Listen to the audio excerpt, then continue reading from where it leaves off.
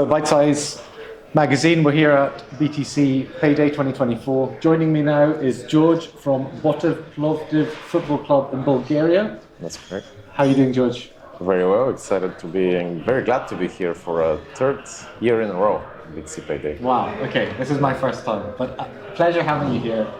Could you tell our audience a little bit about yourself and how Bitcoin is part of what you do? Yeah, so I've been in the wider cryptocurrency space for more than 7 years now, and in particular, I've had like a pure Bitcoin focus for the past more than 2 years. And exactly a year ago, actually, on last year during this time, I joined the football club, specifically to lead Bitcoin strategy. Although, frankly, over the year, this has grown into a lot of work. You know, it's been strategy, operations, corporate development, merchandising. It's really like what we're trying to do is to integrate Bitcoin 360 degree across the whole organization of what is really the third largest football club in Bulgaria. Right. So, like, I equate Bitcoin and football to Peter McCormack. Yeah. For Bedford, but I get the feeling that you're much, much larger in terms of club and the size. Yeah, no, Plovdiv is the oldest football club in the country. We have a brand new stadium, which is the largest and like most modern football facility in the country, like 19,000 people it seats.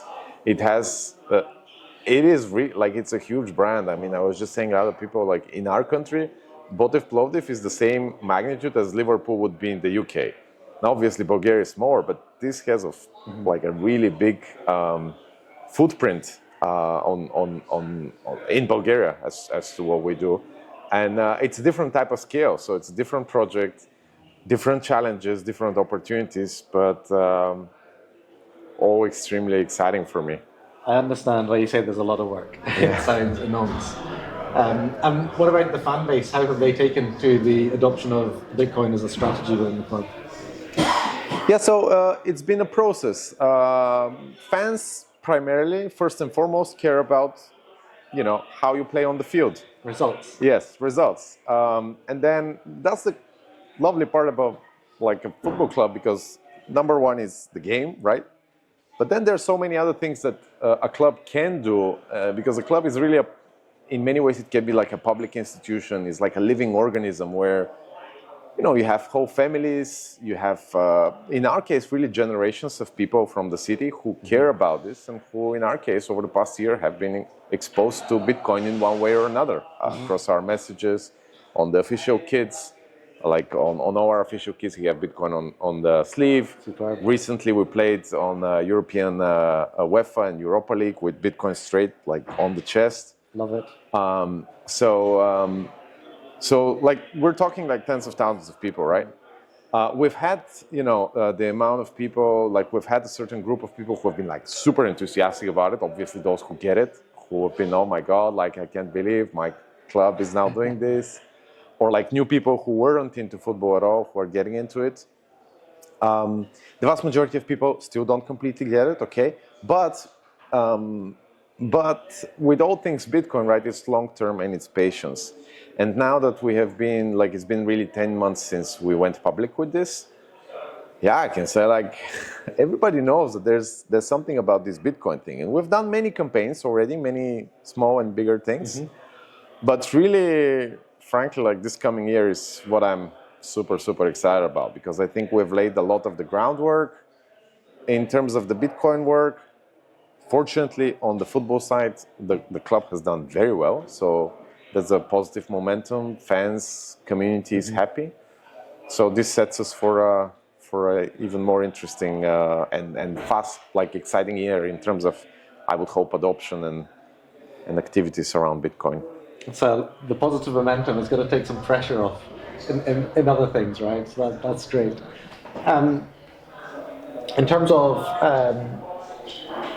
the integration of BTCPay server, right?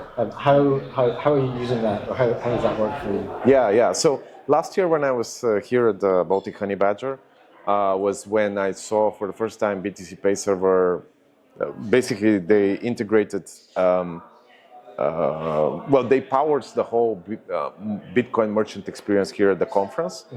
And so I really liked it because it worked.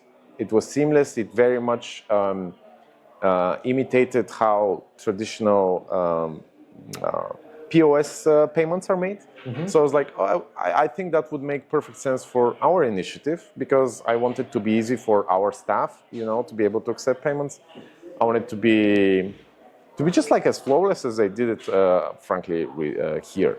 So just the top of a card.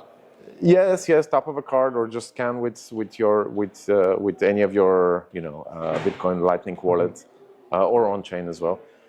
So yeah, I reached out to the BTCPay team. I've reached out to the guys who are producing the Bitcoinized POS devices that BTCPay itself and here at the Baltic Honey Badger they use. Okay. We ordered. That's payment of sales.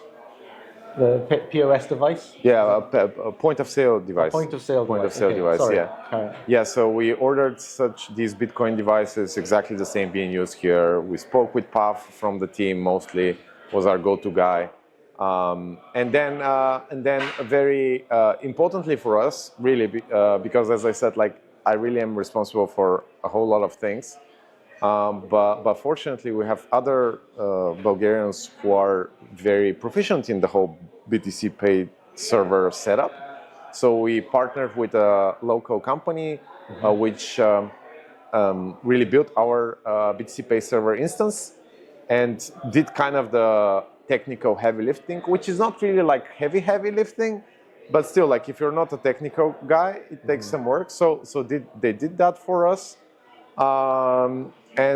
We started accepting payments with BTCPay first in our offline shop, then in our online e-commerce. We build our integration there, and then now we're at the point where also we're using the BTC at this point. Like it has also grown like during this past year, so it's like it allows us to accept payments offline, online, and now it really also allows us to create these to program our own cards, both cards, right? That holds sats and can be used for paying sats as well. So we do that too. So it's like really a whole ecosystem of. It's so good. And with BTCPay server being free and open source software, yes, is that important to you? Oh, what does that mean to you? This is like, first of all, 3 years ago when I was here, I love this. Like, yeah. That's why I'm a Bitcoiner, right? Because it's like it's free and open source. It's that's what Bitcoin is at the end of the day. And I think I fell in love with this mission of really, because what BTCPay does it allows and it enables many things, but like primarily like online commerce without any intermediaries, which I think it should be. It has really like the guys have made it like a human right essentially, right? Everybody can now do this, and for us this also helped because, to be completely fair, the traditional system is broken and it doesn't make sense. Like when we were building our integration for accepting payments for the online store. At this point, like we obviously already worked with BTCPay server, but we said, okay, let's look at alternative options, just so we kind of like know that we're taking the best decision, whatever. Okay, the market research, yeah, and the third-party providers. Yeah, exactly. Centralized, trusted. Exactly. Okay. Well, but you have to look, right?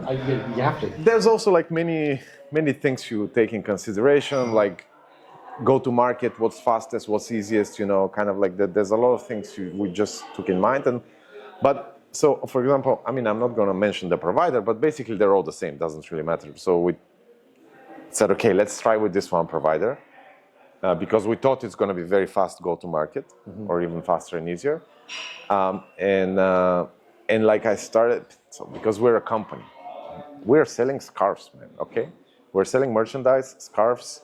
I'd like to see that. So I have to hold this scarf up. So. Turn it over, I think. Right. Yeah. Oh, here. Yeah. You're upside down. Sorry, my bad. So we sell scarves. We sell jerseys. The best is yet to come. Quite right. Yes. With your football and with the future of money. Exactly. We sell jerseys. We sell basic stuff at the end of the day, right? But for us to sell it through any traditional third-party provider like these, super affordable products, we need to pass KYB and KYC. And I started this process. For whatever reason, like it was stuck, like it didn't go through. And for me, this was like, I mean, screw it. Like seriously, like this is part of the past. I don't want to be part of this. We go full speed with BTCPay server. It's been working great for us offline. I want to just have a unified system, have it online, and basically anything Bitcoin payment related. From now on, I want it to be centered around BTCPay server because it's just like Bitcoin. It's permissionless, right? Once we've set it up, like I mean, the guys couldn't even know that we've been using them, and I know so many. Which blows my mind. Yeah. Yes. So trustless commerce on trustless money. Yeah. Yeah. Love it. Love it. George, thank you for your time today. If there's any final message you'd like to give to our audience, plug whatever you. Yeah, I mean, please go visit our website. Shortest one is botev.sv. Check out what we're doing. We're really trying to push the limits as to and to reinvent kind of what Bitcoin and sports can do together. I'm putting my all time and energy and heart into this because I believe we can accelerate Bitcoin adoption through a completely different angle, get it to these type of different bubbles, audiences in the world, groups of people who otherwise wouldn't be exposed. So make sure you follow us on social media, and I would love to see you one day in Plovdiv on the stadium. Perfect. Thank you so much for your time. Thank you as well.